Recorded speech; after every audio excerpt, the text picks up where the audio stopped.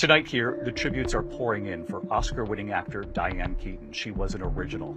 From Annie Hall to The Godfather to Something's Gotta Give. Impossible to talk about this, I think, for anyone. Yeah. Just a legend, icon, and artist extraordinaire. Just one of the most important artists of the last 100 years. Diane Keaton died yesterday at 79, and within hours, Hollywood stopped everything to mourn a legend who changed cinema forever. From her First Wives Club co-stars breaking down in tears, to young actresses crediting her as their mentor, the tributes revealed just how deeply Keaton touched everyone she worked with. Diane Keaton, one of the greatest film actors ever, an icon of style, humor, and comedy. Brilliant. What a person. These aren't just polite celebrity statements. These are raw, emotional goodbyes from people who loved working with her. It's hard to believe or accept that Diane has passed. She was always a spark of life and light, constantly giggling at her own foibles. This is how Hollywood is reacting to losing Diane Keaton. Diane Keaton's First Wives Club co-stars didn't hold back. Bette Midler posted immediately after the news broke, sharing a carousel of photos from their decades-long friendship. The caption hit different from typical Hollywood posts. Midler wrote that she couldn't tell how unbearably sad Keaton's death made her. The brilliant, beautiful, extraordinary Diane Keaton has died. I cannot tell you how unbearably sad this makes me. She was hilarious, a complete original, and completely without guile, or any of the competitiveness one would have expected from such a star. What you saw was who she was. Oh la la. The internet went crazy, saying Midler's post felt like losing a real friend, not just a co-star from a movie they made 29 years ago. Midler called Keaton without guile, and said she had none of the competitiveness you'd expect from a star. Lots of fans think this revealed something real about Keaton. She genuinely didn't play Hollywood games. Goldie Hawn posted her own tribute, with specific details that made people emotional. She described their mornings in the makeup trailer drinking coffee and laughing before filming. Hawn said they'd agreed to grow old together and maybe live together one day with all their girlfriends. That dream died with Keaton. Diane, we aren't ready to lose you. You've left us with a trail of fairy dust, filled with particles of light and memories beyond imagination. I was blessed to make First Wives Club with you. Our days starting with coffee in the makeup trailer, laughing and joking, right through to the very last day of filming. Kate Hudson, Goldie's daughter, kept her tribute short. She posted a clip from First Wives Club and wrote just 5 words. "We love you so much, Diane." Some conspiracy theories reveal that Hudson grew up around Keaton and considered her family, which explains why the post was so simple. No need for paragraphs when you're mourning actual family. The First Wives Club connection ran deep. These weren't actresses posting obligatory tributes. Midler sounded devastated. Hawn talked about their actual plans for the future. Hudson treated it like losing an aunt. The internet went crazy, saying these 3 posts alone proved Keaton was different from other Hollywood stars who collect acquaintances instead of real friends. Francis Ford Coppola, who cast Keaton in the Godfather trilogy, posted one of the longest tributes from any director. He revealed he saw Keaton in a small film called Lovers and Other Strangers, and immediately knew he had to have her play Kay Adams. The studio wasn't sure, but Coppola insisted. Words can't express the wonder and talent of Diane Keaton. Endlessly intelligent, so beautiful. I saw her in the film Lovers and Other Strangers and knew I had to have her play Kay in The Godfather. Everything about Diane was creativity personified. Coppola saying everything about Diane was creativity personified revealed how he saw her as more than just an actress. Lots of fans think The Godfather doesn't work without Keaton's Kay as the moral center watching Michael Corleone become a monster. Coppola's tribute confirmed he knew that from the beginning. Steve Martin took the opposite approach. Instead of writing paragraphs, Martin posted a video clip from 2021 where Martin Short asked Keaton who was sexier between him and Martin. Keaton's answer in the clip? "I mean, you're both idiots." Martin's caption was simple. Don't know who first posted this, but it sums up our delightful relationship with Diane. Don't know who first posted this, but it sums up our delightful relationship with Diane. The internet went crazy saying Martin's tribute was more touching than any written paragraph could be. He let Keaton be funny one more time. He let her voice speak instead of his. Some conspiracy theories reveal Martin chose that specific clip because it showed Keaton's humor and their dynamic perfectly. She could roast them, and they loved her for it. Leonardo DiCaprio posted on his Instagram stories that he worked with Keaton when he was only 18 years old in Marvin's Room. He called her one of a kind and unapologetically herself. DiCaprio was already a rising star at 18, but he still remembered Keaton as someone special from that early experience.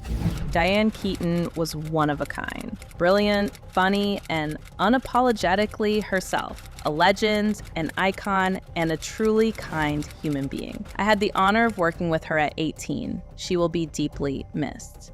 Robert De Niro released a statement saying Keaton's death took him totally by surprise. He wasn't expecting her to leave. De Niro said he was very fond of her, and she would be missed. Even though nothing is proven, all evidence suggests Keaton's death was sudden rather than after a long illness. Multiple celebrities mentioned being shocked and surprised. Reese Witherspoon was at her Hello Sunshine conference in Los Angeles when news broke about Keaton's death. Instead of pretending nothing happened, Witherspoon addressed it directly on stage. She told hundreds of attendees she was going to try to get through this without crying, then immediately started tearing up. I'm going to try and get through this without tearing up, but I don't know if you guys heard that Diane Keaton passed today. Diane was really important. She was one of my first mentors. Witherspoon revealed she was 15 years old and from Nashville when she auditioned for Keaton's 1991 film Wildflower. It was maybe her second or third audition ever. She walked in with a thick Southern accent, and Keaton asked if she was making that accent up. When Witherspoon said no, she was really from Nashville, Keaton's response changed everything. Witherspoon did an impression of Keaton on stage, recreating how Keaton told her, "You're hired. You're hired today, tomorrow, and the next day. I don't know who you are, but I am so excited to have you." The internet went crazy, saying Witherspoon's impression and emotion showed this wasn't a scripted tribute. She was genuinely devastated. Well, you're hired. You're hired today, tomorrow, and the next day. I don't know who you are, but I am so excited to have you. Witherspoon described that summer filming Wildflower as one of the most important of her childhood. Keaton would pull her aside and tell her to stand up straight, work on her posture. During emotional scenes, Keaton told her not to rush, to let moments breathe. Lots of fans think these small pieces of advice shaped Witherspoon's entire approach to acting. Sarah Jessica Parker released a statement to Variety, calling Keaton a point of inspiration for countless actresses, including herself. Parker worked with Keaton on The First Wives Club and The Family Stone, giving her 2 chances to watch Keaton work up close. Diane Keaton has been a point of inspiration for countless actresses. I include myself among those who loved and admired her. I was very privileged to witness her singular skill and talent on both The First Wives Club and The Family Stone. Mandy Moore, who played Keaton's daughter in Because I Said So, posted that it was an honor to call Keaton mom, even just for a few months. Moore said Keaton felt like she'd be here forever, dazzling everyone with her talent and style. Some conspiracy theories reveal that multiple younger actresses considered Keaton a mentor figure, not just a co-star they worked with once. Jane Fonda didn't hold back in her Instagram tribute. She said it's hard to believe or accept that Keaton passed. Fonda described Keaton as always giggling at her own foibles, being creative in everything from her acting, to her wardrobe, to her homes, to her entire worldview. It's hard to believe or accept that Diane has passed. She was always a spark of life and light, constantly giggling at her own foibles, being limitlessly creative in her acting, her wardrobe, her books, her friends, her homes, her library, her worldview. Unique is what she was. Fonda saying Keaton was constantly giggling at her own foibles revealed something specific about Keaton's personality. She could laugh at herself. She didn't take herself too seriously. The internet went crazy, saying Fonda's tribute read like describing an actual friend, not just someone she made movies with. Viola Davis posted what might be the rawest reaction. Her Instagram caption was full of no, no, no, God, not yet, no. Like someone who couldn't accept what they were hearing. Davis wrote that Keaton defined womanhood and tattooed her soul into every role. No, no, no, God, not yet, no.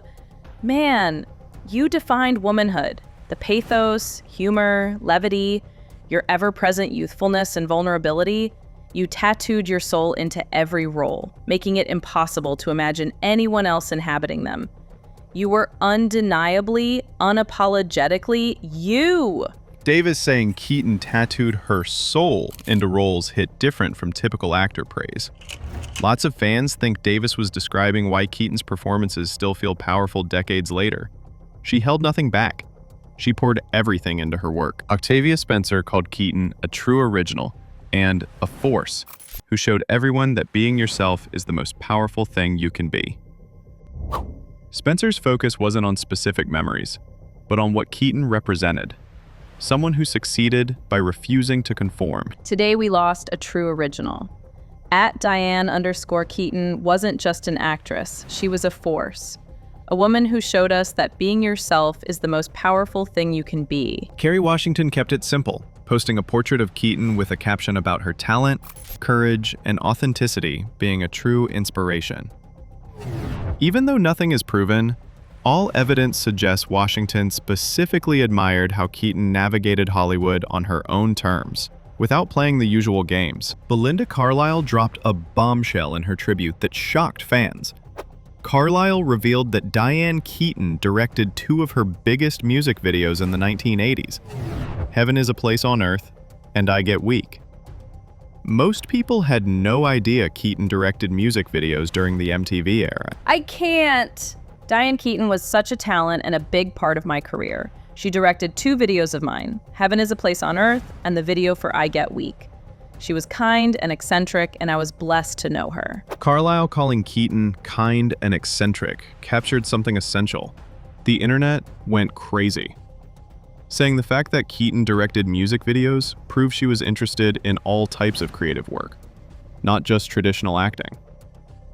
Some conspiracy theories reveal Keaton was exploring different mediums throughout the 80s and 90s, but kept it low-key. Nancy Sinatra, Frank Sinatra's daughter who grew up as Hollywood royalty, posted that she idolized Diane Keaton. Sinatra wrote that Keaton was incredibly gifted and made each role unforgettable. Her light would continue to shine through the art she left behind. Diane Keaton has left us, and I can't tell you how profoundly sad that makes me. I adored her, idolized her.